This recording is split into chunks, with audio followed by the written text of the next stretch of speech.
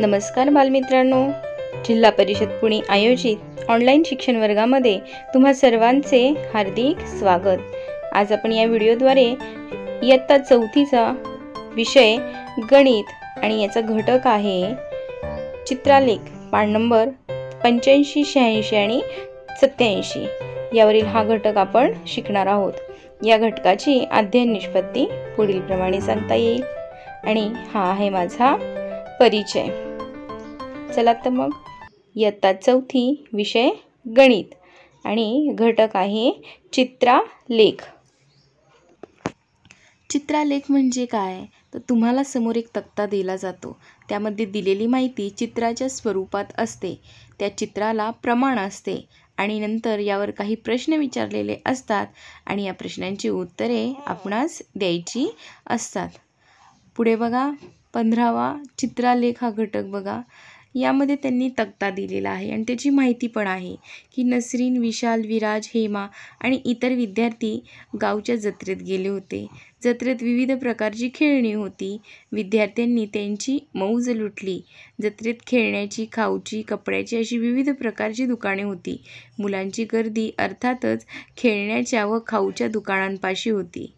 परमजीत जत्रेला गेला नव्हता, त्याने विशालला विचारले कोणकोणती दुकानं होती, किती होती। विशालने त्याला एक तक्ता दाखवला। बघा तर तो तक्ता कसा आहे की दुकानाचा प्रकार आणि दुकानांची संख्या। मग खाद्यपदार्थाची किती दुकानं होती 5, खेळण्यांची किती होती 3, कपड्यांची 2 आणि इतर जी काही दुकानं होती ती होती 5।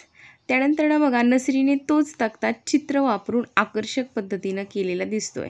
तिनं पण दुकानांचे प्रकार तेच लिहिलेत, खाद्यपदार्थ, खेळणे, कपडे आणि इतर, मात्र तिनं दुकानांची संख्या तिथं काही चित्रांच्या स्वरूपात मांडलेली आहे। मग विशाल तिला विचारतो की पण या चित्रांचा अर्थ काय।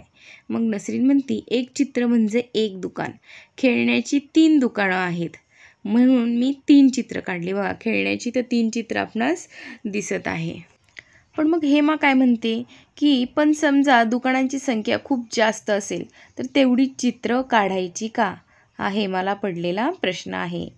मग काय होतं रे, तसं नाही, चित्रांसाठी काय करायचं, एक प्रमाण ठरवायचं आणि त्याप्रमाणे चित्र काढली की ती सोपी जातात। आता आणखीन एक उदाहरण पाहूयात की नाही तेवढी चित्र काढणं प्रत्येक वेळी आपल्याला शक्य होत नाही। मग आम्ही बागेतले आंबे एका पेटीत 24 याप्रमाणे भरतो।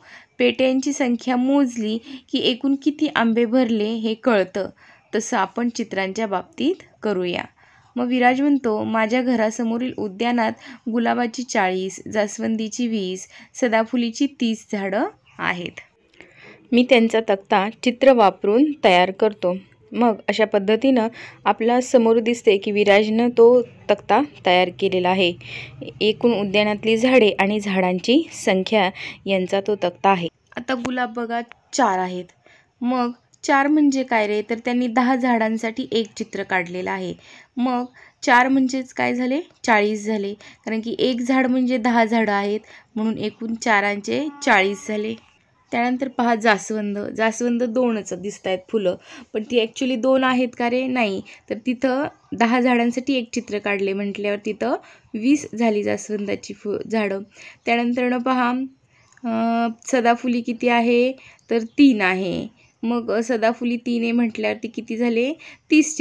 अशा पद्धतीनं समोरचा हा तक्ता आपण पाहिला। यासाठी त्यांनी प्रमाण दिलं होतं की 10 झाडांसाठी एक चित्र, म्हणून जेवढी झाडे आहेत ती आपण 10च्या पटीमध्ये मोजली। पुढे बघा आता नसरीने शिक्षण महोत्सवाच्या कार्यक्रमासाठी आणलेल्या खुर्च्यांची माहिती चित्रस्वरूप तक्त्यात मांडली, पण तिने चित्रे उभ्या ओळीत काढण्याऐवजी आडव्या ओळींमध्ये काढलेली आपल्याला दिसत आहेत। मग आता ही माहिती आपण समजून घेऊयात की शिक्षण महोत्सवाच्या कार्यक्रमासाठी आणलेल्या खुर्च्यांचा हा तक्ता आहे। खुर्चीचा प्रकार, मग खुर्ची लोखंडी आहे, प्लास्टिकची आणि लाकडी आहे। मग लोखंडी खुर्च्या तिथं किती काढल्यात तिनं 2, 2, 4 आणि 5 लोखंडी खुर्च्या आहेत। प्लॅस्टिकच्या एकूण 8 खुर्च्या दिसत आहेत आणि लाकडी एकूण 2 खुर्च्या दिसत आहेत. तर आता या चित्राचं प्रमाण आपण मागच्या तक्त्यामध्ये पाहिले की चित्राला काय आहे, प्रमाण आहे. मग आता त्यात एक खुर्ची म्हणजेच काय तर 10 खुर्च्या आहेत असे. मग आता लोखंडी खुर्च्या आपल्याला तिथं फक्त 5च दिसत आहेत, पण त्यात फक्त 5च आहेत का रे? नाही, तर ते एकूण किती आहेत? 50 आहेत. त्यानंतर ना बघा प्लॅस्टिकच्या खुर्च्या दिलेल्या आहेत, त्या किती दिसत आहेत आपल्याला तिथं? 8 दिसत आहेत, म्हणजे एकूण खुर्च्या किती झाल्या? त्या 80 झाल्या. त्यानंतर लाकडी आहेत 2, म्हणजेच त्या किती झाल्या? 20 झाल्या. अशा पद्धतीनं त्या खुर्च्यांची माहिती आपल्याला समोरच्या तक्त्यावरून दिसते. तक्त्याच्या खाली बघा त्यांनी माहिती दिलीच आहे की दुसऱ्या ओळीत एक खुर्ची अशी 8 चित्र काढलेली आहेत, म्हणजेच तिथे प्लॅस्टिकच्या 8 गुणिले 10 बरोबर 80 खुर्च्या आहेत. तर एक खुर्ची अशी एकूण 15 चित्रे काढली आहेत, म्हणून 15 गुणिले 10 बरोबर काय झाले? 150, म्हणजेच एकूण 150 खुर्च्या आहेत असं आपणास समोरच्या त्या तक्त्यावरून दिसून येते. म्हणजे एका खुर्चीला त्यांनी एक खुर्ची काढली, याचाच अर्थ ती एक खुर्ची म्हणजेच 10 खुर्च्या आहेत अशाप्रमाणे त्यांनी ते प्रमाण वापरलं. त्यानंतर पुढे आपल्याला पान नंबर 85 वर जायचं आहे. 85 वरती दिलेला स्वाध्याय आता आपण सोडूयात की पुढील तक्त्यातील माहिती समजून घेऊन त्याखालील प्रश्नांची उत्तरे आपणास द्यायची आहेत. तर आता आपण प्रथमतः बघूयात की तिथं त्यांनी ते घर आणि घरामध्ये काही माणसांची चित्र दिली आहेत, म्हणजेच एकूण ती 20 कुटुंब आहेत, म्हणजे एक घर म्हणजे 20 कुटुंब आहेत. तर त्यांनी आपण तक्ता दिलाय तो पाहूयात की मदतीचं स्वरूप आणि मदत करणारी कुटुंब अशा पद्धतीनं तक्ता आहे. मदतीचं स्वरूप हे औषध, खाद्यपदार्थ, कपडे आणि इतर या प्रमाणात आहे. मग औषधं किती कुटुंबांना दिली आहेत? तर तिथं 3च चित्र काढलेत आणि 3 आहेत, म्हणजेच एकूण किती झाले रे? एका घरास आहे 20चं प्रमाण, म्हणून 20 गुणिले 3 म्हणजे याचा अर्थ साठी मदत करणारे 60 कुटुंब आहेत. त्यानंतर खाद्यपदार्थ बघा तिथं 4 चित्र दिलेली आहेत, म्हणून 20 गुणिले 4 म्हणून किती झाले रे? 80 झाले. त्यानंतर कपड्यासाठी 2 घरं आहेत, मग 20 गुणिले 2 म्हणजे 40 झाले. आणि इतरमध्ये 3 चित्र आहेत, त्यामुळे 20 गुणिले 3 म्हणजे तिथं पण किती झाले? 60. आता खाली तक्त्याच्या खाली दिलेले प्रश्नांची उत्तरे आहेत ती आपण सोडूयात की किती कुटुंबांनी मदत म्हणून औषधे दिली? तर एकूण 60 कुटुंबांनी दिली. दुसरा प्रश्न आहे कोणत्या स्वरूपातील मदत करणारी कुटुंबे सर्वात जास्त आहे? तर खाद्यपदार्थाच्या बाबतीत मदत करणारी कुटुंब सर्वात जास्त दिसून येत आहेत, म्हणजेच 20 गुणिले 4 80 कुटुंब आहेत ती. कोणत्या प्रकारची मदत करणारी कुटुंबे सर्वात कमी आहेत? तर कपड्यांच्या बाबतीत मदत करणारी कुटुंब सर्वात कमी आहेत, म्हणजेच 20 गुणिले 2 म्हणजे 40च कुटुंबांनी कपड्यांच्या स्वरूपात मदत केलेली दिसून येते. अशा पद्धतीनं आपण हा तक्ता आणि याच्या खाली असणारी प्रश्नांची उत्तरे सोडवली. पुढचा तक्ता पहा. एका खेड्यातील 160 घरांमध्ये स्वयंपाकासाठी कोणते इंधन वापरतात त्याच्या माहितीचा हा तक्ता आहे. तर इंधन कोणतं आहे की गॅस, केरोसिन, लाकूड आणि गोबर गॅस, आणि इंधन वापरणारी घरे आहेत. मग एक घर म्हणजेच 10 घरे आहेत असं प्रमाण त्यांनी दिलेलं आहे. आणि आता त्यांनी विचारलेल्या प्रश्नांची उत्तरे आपण देऊयात की कोणत्या प्रकारचे इंधन वापरणारी घरे सर्वाधिक आहे? तर आपल्याला चित्रात दिसते की केरोसिन वापरणाऱ्या घरांची संख्या जास्त आहे. तर केरोसिन वापरणाऱ्या घरांची संख्या किती आहे?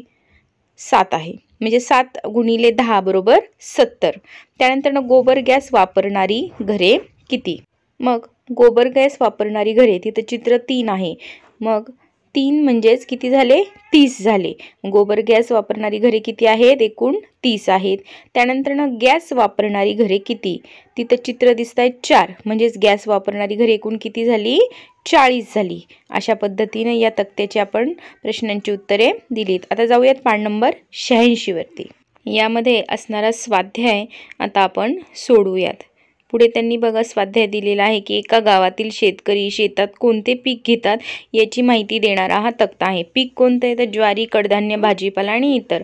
आणि शेतकरी किती आहेत ते दिलेले, म्हणजे एक चित्र काढले याचा अर्थ 10 शेतकरी आहेत. आता त्यांनी विचारलेल्या प्रश्नांची उत्तरे आपण देऊयात. ज्वारी पिकवणाऱ्या शेतकऱ्यांची संख्या किती? आता ज्वारीच्या इथे पहा 3च माणसांचं चित्र आहे, म्हणजे एकूण 30 झाले.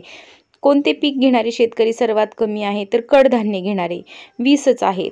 त्यानंतर पहा भाजीपाला पिकवणारे शेतकरी कडधान्य पिकवणाऱ्या शेतकऱ्यांपेक्षा किती जास्त आहेत? आता भाजीपाला पिकवणारे 4 म्हणजे 40 आहेत आणि कडधान्य पिकवणारे 2च म्हणजे 20 आहेत. तर कितीनं जास्त आहेत? तर 2नेच म्हणजेच 20ने जास्त आहेत. अशा पद्धतीनं हा तक्ता आपण सोडवला. त्यानंतर पुढचा पाहूयात. पुढच्यामध्ये दिले गणवेश सक्ती नसलेल्या दिवशी वर्गात मुले कोणकोणत्या रंगाचे कपडे घालून आली होती याचा माहिती दाखवणारा हा तक्ता आहे. आता विद्यार्थ्यांची संख्या आणि कपड्यांचे रंग दिलेले आहेत. लाल, निळा, हिरवा आणि पिवळा. आता एक विद्यार्थी काढलाय म्हणजेच किती मुलं आहेत? एकूण 5 मुले आहेत. मग त्यानंतर बघा वर्गात एकूण मुले किती? तर एकूण ती मुले किती आहेत? 7 मुले आहेत. म्हणजे एकूण किती मुलं झाली? 35 झाली. पिवळ्या रंगाचे कपडे घातलेली किती मुले होती? प्रश्न विचारलाय बरं का त्यांनी.